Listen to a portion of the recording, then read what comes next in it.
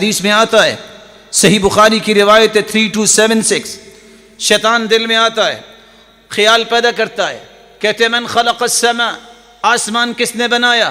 بندہ کہتے اللہ، اللہ نے۔ من خلق الارض، زمین کس نے بنائی؟ انسان کہتے اللہ، اللہ نے۔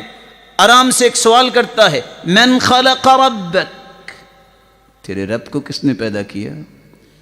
رسول اللہ صلی اللہ علیہ وسلم نے فرمایا یہ شیطانی وار ہے، یہ شیطانی ہتھ کنڈا ہے، تین کام کرو، فَلْيَسْتَعِذْ بِاللَّهِ، فوراً کہو اعوذ باللہ من الشیطان الرجیم۔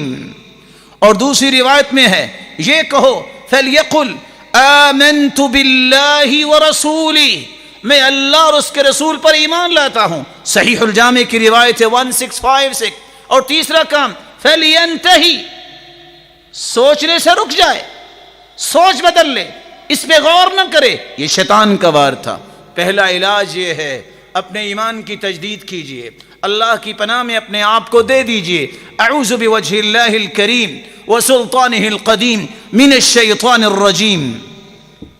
رسول اللہ صلی اللہ علیہ وآلہ وسلم نے سچ فرمایا اگر انسان اس سوچ کو تھوڑا سا بھی جاری رکھے گا شیطان کے شکنجے میں آ جائے گا۔ اللہ کے بارے میں، مسلمانوں کے بارے میں بدگمانی ہونے لگے، فوراً رک جاؤ، اللہ کی پناہ میں چلے جاؤ۔ دوسرا طریقہ جس سے اس بیماری سے بچا جا سکتا ہے، اللہ کے ناموں کو یاد کر لو، ان کے معانی کو یاد کرو، اللہ کی صفات پڑھا کرو، اللہ کی صفات کی معرفت حاصل کرو۔ امام ابن القیم فرمایا کرتے تھے اکثر الناس یظنون باللہ غیر الحق ظن السوء فيما يختص بهم وفيما يفعله بغيرهم ولا يسلم من ذلك إلا من عرف الله وعرف أسماءه وصفاته وعرف بموجب حمده وحكمته۔